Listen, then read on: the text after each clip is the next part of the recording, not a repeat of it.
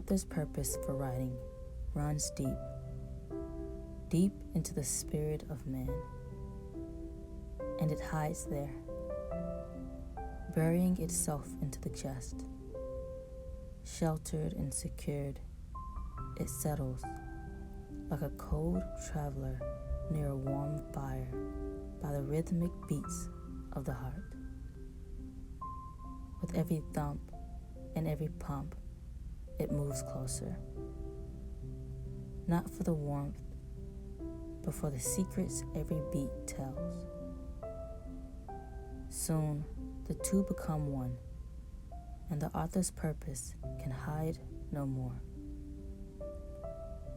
Where it once sat by the heart, watching as blood flowed from left to right,